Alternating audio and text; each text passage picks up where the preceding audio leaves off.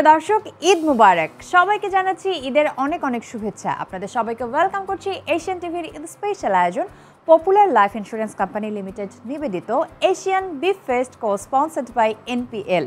আমি রুহানি সালসাবিল লাবণ্য আপনাদের সাথে আছি। প্রিয় দর্শক, আপনারা জানেন যে এই ঈদের 7 দিন ব্যাপী আমরা চমৎকার সব রেসিপি নিয়ে আপনাদের সামনে হাজির হচ্ছি এশিয়ান বিফ ফেস্টে। আর এই চমৎকার রেসিপিগুলো যিনি চমৎকার করে তৈরি করছেন রন্ধনশিল্পী হাসিনা আনসার আছেন আমাদের সাথে। ঈদ মোবারক আপু, কেমন আছেন? ঈদ মোবারক, আলহামদুলিল্লাহ ভালো আছি, ঈদের আমেজে আছি। আপনি কেমন আছেন? আমি ভীষণ ভালো আছি। আর ঈদের এই 7 দিন ব্যাপী আপনার কাছ থেকে নতুন নতুন রেসিপি শিখছি, বাড়িতে গিয়ে সেগুলো ট্রাই করছি, খুবই এক্সাইটমেন্টের মধ্যেই আছি। আর দর্শকদের জন্য এই মুহূর্তে আছে একটা সারপ্রাইজ। আমাদের ঈদের আনন্দ দ্বিগুণ করে দিতে আছেন একজন সেলিব্রিটি গেস্ট। দুনিয়াটা তিতা তিতা, আমি শুধু মিষ্টি। না, আমার কথা বলছি না, এই গানটি যার, অর্থাৎ যার লিপে সিনেমায় আমরা এই গানটি দেখেছি, সেই মিষ্টি জান্নাত আছে আজকে আমাদের সাথে। সো প্লিজ ওয়েলকাম নান আদার দেন মিষ্টি জান্নাত। হ্যালো, ঈদ মুবারক। ঈদ মুবারক। কেমন আছেন? ভালো আছি, আপনি কেমন আছেন? মাশাআল্লাহ, খুবই সুন্দর লাগছে। Thank you. আপনাকেও থ্যাংক ইউ। আপুকেও খুব সুন্দর লাগছে। Thank you so much. ভীষণ সুন্দর লাগছে মিষ্টি জান্নাতকে, মিষ্টি লাগছে। ঈদের সময়টা কেমন কাটছে, কেমন সেলিব্রেশন চলছে? ঈদে আসলে খুব ভালো কাটে, কিন্তু ঈদে আসলে এত গেস্ট আসে বাসায়, এত বেশি ব্যস্ততা থাকে যে মানে দেখা যায় গেস্টকে রিসিভ করতে করতে নিজের ঘোরার টাইম পাওয়া যায় না। ঈদে কি রান্না করা হয়? স্পেশালি নট, বাট সামটাইমস সিমাইটা আমি রান্না করি, আমার খুব ভালো লাগে। ঈদের গল্প আমি অনেক অনেক শুনবো, তবে আপুর কাছে শুরুতে শুনে নিতে চাই আজকে কোন অথেন্টিক রেসিপি আমাদেরকে দেখাবেন। রেসিপির নাম হচ্ছে পাক্কি বিরিয়ানি। পাক্কি বিরিয়ানি, Yes. ওকে। ইনগ্রেডিয়েন্ট কি কি লাগবে একটু দেখে নেই। আচ্ছা, পাক্কি বিরিয়ানি করতে আমাদের লাগছে, আমি এখানে বাসমতি রাইস নিয়েছি হাফ কেজি, আমি সেদ্ধ করে নিয়েছি। আর এখানে আছে এলাচ গুঁড়া, কেওড়া জল, পেঁয়াজ বেরেস্তা, পেঁয়াজ কুচি, টক দই। আর আমি এখানে বিফ নিয়েছি 1 কেজি, মানে 1 কেজি যদি বিফ হবে তাহলে হাফ কেজি চাল হবে, মানে এই রেশিওটা রাখতে হবে 2:1। এরপর আমি নিয়েছি পেস্তা এবং বাদাম কুচি করে আমি এটা হচ্ছে ব্লেন্ড করেছি। আর পেস্তা বাদাম কুচিও নিয়েছি এবং শুকনো মরিচ গুঁড়াটা নিয়েছি। এখানে আছে জায়ফল জয়ত্রী গুঁড়া, সয়াবিন তেল এবং গরম মশলা আছে। আর এখানে নিয়েছি গোলাপ জল, আদার পেস্ট, রসুনের পেস্ট, এখানে কিশমিশ, আলু বোখারা, লবণ এবং গুঁড়া দুধ আছে। আর এখানে আছে কাঁচামরিচ, আলু নিয়েছি, পুদিনা পাতা আছে, লেবু আছে এবং আমি এখানে দুধটা একটু হালকা গরম দুধে জাফরানটা গুলিয়ে নিয়েছি এবং পানি আছে সাথে, আর আছে ঘি। ওকে, আমরা তাহলে একটু স্টার্ট করে দিই। প্রথমে আমি চুলাটা অন করছি। প্যানটা গরম হলে আমি এই যে অয়েলটা দিয়ে দিচ্ছি এবং আমি পেঁয়াজ কুচিটা দিব। এখানে আমি 1 কাপ মতো পেঁয়াজ কুচি নিয়েছি। পেঁয়াজ মনে হয় দিলে একটু ভালো হয় নাকি? রান্নাটা টেস্টি হয়, সুন্দর একটা ঘ্রাণ আসে। এটা আমি যখন রান্না শিখেছি আমি তখন আম্মুর থেকে শুনেছেন না? হ্যাঁ, রান্না যখন শিখেছি, মানে কবে রান্না শেখা হলো? আমি করোনার ভিতরে রান্না শিখেছি, কারণ আমার মনে হয়েছে যে সব জানা দরকার। মানে এটা কিন্তু খুব নাইস একটা আর্ট রান্না করা। মানে মনে হয় যে দেখে আমরা খাচ্ছি এভরিডে, আম্মু রান্না করছে বা বাসায় যে রান্না করছে কুক বা সেটা কিন্তু আসলে খুব ডিফিকাল্ট একটা জব মনে হয় আমার কাছে। আমি এখানে তেজপাতাটা দিচ্ছি, মানে আমি গরম মশলার ফোড়নটা দিচ্ছি, দারচিনি দিচ্ছি, লবঙ্গ এবং এলাচিটা দিচ্ছি। এটা কি হালকা আঁচে দিতে হবে না রান্নাটা? না, এটা এখন আমি ফুল আঁচেই দিয়েছি। এটা কি ব্রাউন কালার হতে হবে? হ্যাঁ, একটু সোনালী কালার আসলে, কারণ আমি এখানে পেঁয়াজ বেরেস্তাও কিন্তু রেখেছি। ওটা তো উপরে দেওয়া হবে না আফটার রান্নার সবকিছু? রান্নার মাঝে যখন আমরা হচ্ছে এই রাইসটা দিয়ে দমে দিব তখন আমরা উপর থেকেও দিব এবং যখন গোশটা হয়ে আসবে তখনও একবার দিব। ওই পেঁয়াজের যে একটা ঘ্রাণ সেটা গোশের মধ্যে যাবে। ওকে, এটা একটু ব্রাউন হতে থাক আর আমরা আপুর কথা শুনতে থাকি। নরমালি শুনছিলাম যে ঈদের দিনে শুধু সেমাই রান্না করা হয়, খাওয়া হয় কি কি? কিছুই না, আমি এখন ডাইটে আছি, আমি খাই না। বাট ঈদের দিনে পায়েসটা আমার খুব পছন্দের, একটুখানি খাই, 1 চামচ 2 চামচ খাই ঈদের দিনও। আমি আবার কাস্টার্ড রান্না করি বেশি।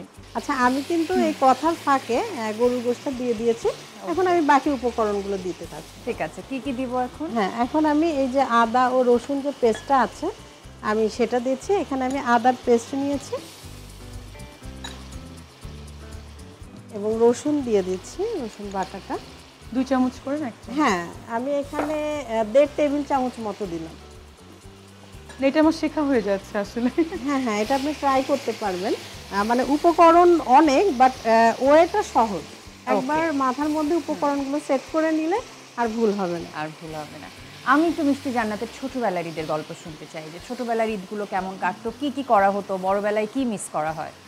রাত 3টা বাজে, আমার ঘুমানোর ড্রেস নাই। হ্যাঁ, মানে আমার ঘুমাতে হবে ঈদের দিন, ওই ঘুমানোর ড্রেসও নতুন হতে হবে। তো রাত 3টায় আম্মুকে কান্না করে বলতেছে, আম্মু আমার তো ঘুমানোর ড্রেসটা নাই, আমি কি পরে ঘুমাবো ঈদের দিন? বলে তখন সে রাত 3টার সময় আমার সাথে গেছে আর একটা সেট গলার কানের, মানে আমি এভরিডে একটা ড্রেস পরতে হবে, 7 দিনে ঈদ আমার করতে হবে, 7 দিনে 7টা ড্রেস পরতে হবে, 7টা ঘুমানোর ড্রেস। এবার আমি ছোটোবেলায় তো হচ্ছে স্যান্ডো কিনছি আর হচ্ছে ইয়ে পরে, মানে যে সেট পরে ঘুমাতাম, 7টা কেনা লাগছে, না হলে আমার ঈদ হবে না। ছোটবেলা থেকে চৌধুরী সাহেবের মেয়ে এরকমই। লাইক আর একটা ব্যাপার হচ্ছে, যা আমি কিনবো এটা কাউকে দেখানো যাবে না, মানে এটা হচ্ছে আমি চুরি করে রেখে দিব। চুরি করে, মানে মাথার নিচে বালিশের তলে জুতা বালিশের তলে রেখে ঘুমাতাম, কাউকে দেখানো না, দেখানো যাবে না। এটাও কি 7 দিনে 7টা? না, জুতাও 7 দিনে 7টা থাকবে, জামাও থাকবে, ঘুমানোর জামা থাকতে হবে। এটা আমার মনে আছে, আম্মু এখনো বলে তোর এখন ঘুমানোর জামা কিনতে হবে না। বলছি না। ওকে, আমরা আরো গল্প করব, রান্না তো করবোই, একটা ছোট্ট ব্রেক থেকে ঘুরে আসি। প্রিয় দর্শক, আপনারা দেখছেন Popular Life Insurance Company Limited নিবেদিত Asian beef fest, co sponsored by NPL. নিয়ে নিচ্ছি একটি ছোট্ট ব্রেক, ব্রেকের পর আবারও দেখা হচ্ছে, আশা করছি কোথাও যাবেন না। ব্রেকের পর সবাইকে ওয়েলকাম করছি আরও একবার। আপনারা দেখছেন Popular Life Insurance Company Limited নিবেদিত Asian beef fest, co sponsored by NPL. আমি রুহানি সালসাবিল লাবণ্য আপনাদের সাথে আছি, আমার সঙ্গে আছেন রন্ধনশিল্পী হাসিনা আনসার এবং চিত্রনায়িকা মিষ্টি জান্নাত, যার কাছে আমরা আজকে মিষ্টি মিষ্টি নাতে তোতে তো গল্প শুনবো ঈদের। আমি এখনো জানি না, আমি একটু রান্না থেকে ঘুরে আসতে চাই। কি অবস্থা আপু? এরই মাঝে কিন্তু আমি দিয়েছি টক দই এবং অল্প শুকনা মরিচের গুঁড়া আর লবণ। ওকে, এখন আমি শুকনা মরিচের গুঁড়া তো দিয়েছি, এখন আমি দিব। স্মেল তো অনেক ভালো আসছে। হ্যাঁ, খুব সুন্দর একটা স্মেল আসছে। গাড়িটা আমার নষ্ট হয়ে যাবে। আজকে তো সেই জন্য রান্না হয়েছে। হবে, হ্যাঁ। আর আমি দিচ্ছি গরম মশলা গুঁড়াটা। এমনি তো গরুর মাংস অনেক অয়েল থাকে না, অয়েল ছেড়ে দিচ্ছে, এই জন্য আরো মনে হয় এরকম লাগছে নাকি? আরো গ্লেজি লাগছে, গ্লেজি সুন্দর লাগছে। একটা লুকস এসেছে। আচ্ছা, আমি একটু পানি দিয়ে দিচ্ছি, একটু সেদ্ধ হবে এবং পরে বাকি উপকরণগুলো আমরা দিব। ফেসবুকে খুব দেখছি মিষ্টি জান্নাত লক্ষ লক্ষ টাকার অ্যাকসেসরিজ পরে, ড্রেস পরে, এবারের ঈদে কত লক্ষ টাকার কাপড় গয়না কেনা হলো, কি অবস্থা? এটা হচ্ছে যে আমি আসলে গিফট পাই অনেক বেশি, হয় কাজিনদের থেকে, নয়তোবা তেমন স্পেশাল কেউ হতে পারে, অথবা ফ্রেন্ড, বা সামটাইমস আমি নিজেও কিনি। কারণ আমার মনে হয় যে একটা জিনিস আমি পরবো, এটা ইউনিক হতে হবে, যে ছোটবেলার মতো কেনা। আচ্ছা, এবারের ঈদে কি ড্রেস কেনা হয়েছে, কি এবার করা তো হচ্ছে? দুবাই থেকে আসলাম আমি, মানে ঈদের 3 দিন আগে, তো ওখান থেকে আমি ড্রেস গিফট পেয়েছি। শুধু মিষ্টি জান্নাতে গিফট পায়? সবাই হাসিনা আনসার আপু এত গিফট পান? না, এত বেশি না, তবে পাই। গিফট তো আসলে Gift তো সবারই সবাই ভালো পায় লাগে এবং আসলে। মোটামুটি কই, সবাই আমি কম তো বেশি পাই না। পাচ্ছে। না, আমি দেখেছি ফেসবুকে আপনার আমাকে পোস্টে। ওই একজনই গিফট দেয়। মিষ্টি জান্নাতে কিন্তু অনেক অনেক মানুষ না, গিফট আমাকে দেয়। তো মা দেয়, আসলে বাবা fan দেয়, follower, মানে কাজিনরা দেয়, আমি একা তো, আমাকে সবাই খুব ভালোবাসে। হ্যাঁ, আমি কিন্তু অনেক উপকরণ দিয়ে দিলাম। এরই ফাঁকে আমি দিয়েছি জাফরান, হচ্ছে গোলানো দুধটা দিয়েছি আমি, দুধের মধ্যে জাফরান ছিল তো। আর এখন দিয়েছি আমি গুঁড়া দুধ। আচ্ছা, এবং এলাচি গুঁড়াটা আমি দিয়েছি, আর হচ্ছে দিচ্ছি আপনার জায়ফল জয়ত্রী গুঁড়াটা। আর দিব আমি কিছু পেঁয়াজ বেরেস্তা। ওকে। এবং এখানে আছে পেস্তা এবং বাদাম গুঁড়া। চাইলে কিন্তু বাটাও দেওয়া যায়, আচ্ছা, তবে আমি ব্লেন্ডারে ব্লেন্ড করে নিয়েছি। এবং কিছু পেস্তা বাদাম কুচিও আমি দিচ্ছি। আর দিচ্ছি আমি এখানে কিশমিশ।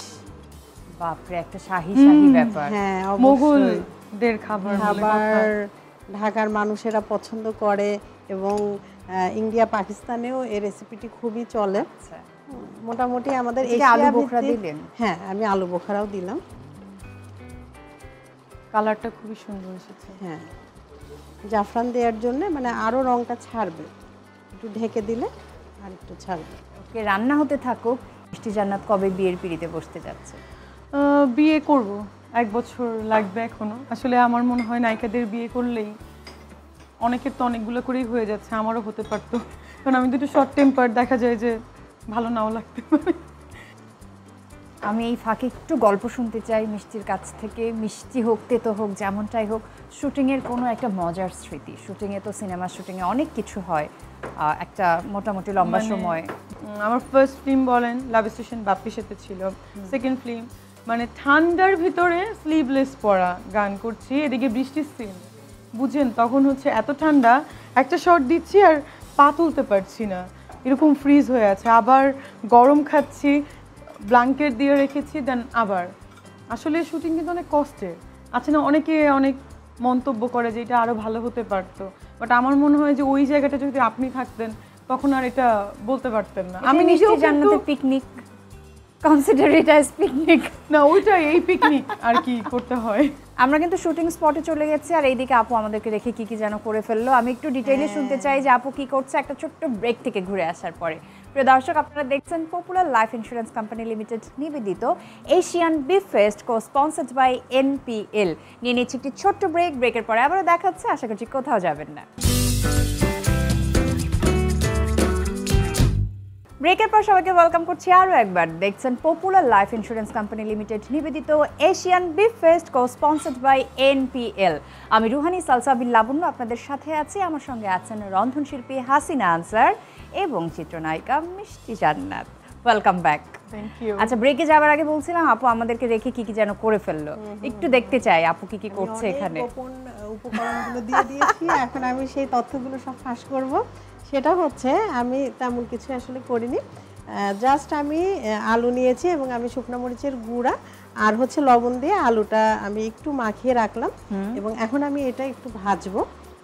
আর এই উপকরণগুলো তো আপনারা দেখলেনই যে আমি লাস্টে কাঁচা মরিচটা দিলাম। এখন আমি এটা নামিয়ে, আমার ওই প্যানটা লাগবে। ওকে, আমি দিচ্ছি।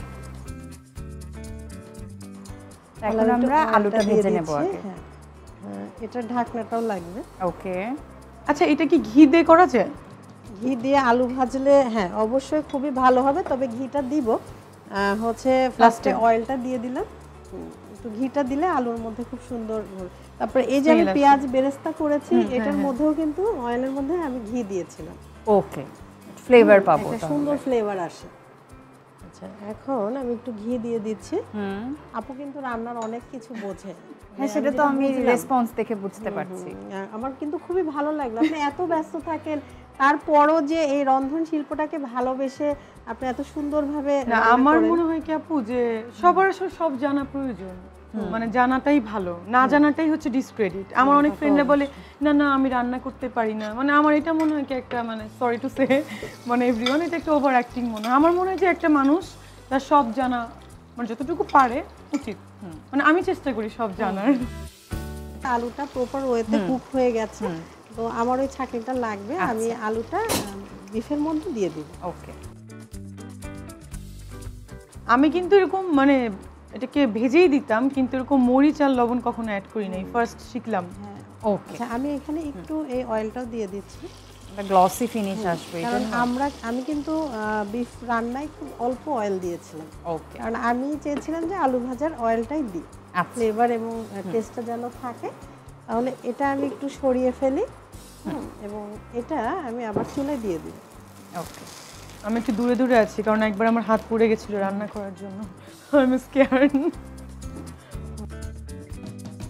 ওয়াও, খুব সুন্দর একটা ঘ্রাণ আসছে, মানে কি যে বলবো। এটার ভিতরে কি এখন রাইস দিয়ে দিতে হবে? হ্যাঁ, এখন বাকি কাজটা আমরা করব। আমি কিন্তু চুলার আঁচটা কমিয়ে ফেলেছি, কারণ আমাদের অলমোস্ট ডান রান্না। এখন আমি রাইসটা মেলাবো এবং আরও কিছু উপকরণ দিব। আচ্ছা, যখন আমি মানে গোশটা হয়ে গিয়েছিল তখন কিন্তু আমি পেঁয়াজ বেরেস্তা দিয়েছিলাম। হ্যাঁ, তো এখন আমি আবার রাইস দেওয়ার পরে আবারও দিই। ওকে, 80 থেকে 90% কুক করেছি, কারণ বাকিটা তো আমাদের দমেই হয়ে যাবে। বাসমতির বৈশিষ্ট্যই হচ্ছে যে এটা ঝরঝরা হতে হবে। আমি এখানে পেঁয়াজের বেরেস্তাটা দিচ্ছি, খুব সুন্দর একটা ঘ্রাণ আসছে, কারণ আমি এটা ঘি এবং মানে তেলের পরিমাণ বেশি ছিল এবং ঘিয়ের পরিমাণ কম, মানে ঘিটা দিয়েছি পেঁয়াজটা যখন একটু লাল লাল হয়ে আসছে ঠিক তখন যেন ঘ্রাণটা থাকে। আচ্ছা, এরপরে আমি দিয়ে দিচ্ছি পুদিনা পাতা, খুব সুন্দর একটা স্মেল বের হবে। আর দিয়ে দিচ্ছি পেস্তা বাদাম কুচি। কিসমিস? হ্যাঁ, কিশমিশ আমি হচ্ছে রান্নাতেও দিয়েছি এবং এখনও আমি দিব। আচ্ছা, এখন আমি দিয়ে দিচ্ছি ঘি। আর এই এটাও যে দিতে মানে হবে। আসল একটা উপকরণ, কি সিক্রেট এটি? হ্যাঁ, এটা এটা হচ্ছে saffron বলে। স্যাফরন। Okay. দুধের মধ্যে ভিজিয়ে রেখেছিলাম, দুধটা একটু উষ্ণ গরম করেছি। তো এটাই হচ্ছে আসলে একটা শাহী যে একটা বিষয় Flavor আসবে। এবং ফ্লেভার, সেটা এটা না নিয়ে দিলে আসবে। আসতো না। না, এবং লুকসটাও সুন্দর হবে। আমি একটু লেবুর রসও দিব আর কিছু কাঁচামরিচ দিয়ে দিচ্ছি আমি। খুব সুন্দর একটা ফ্লেভার আসবে কাঁচামরিচের। এখানে গরম মশলার গুঁড়াটা আছে, আমি এটাও একটু দিয়ে দিচ্ছি। এবং রান্নার মাঝখানেও কিন্তু আমি দিয়েছিলাম সুন্দর ফ্লেভারের জন্য। 15 থেকে 20 মিনিট আমরা এটাকে দমে দেব। তাহলে একদম ওই ভেতরে ভেতরে চলে যাবে রাইসের হ্যাঁ। ভেতরে সব মশলাগুলো। হ্যাঁ, আর এই যে উপকরণগুলো দিলাম, এই ফ্লেভারগুলো কিন্তু ওকে, চলে যাবে। চলে যাবে।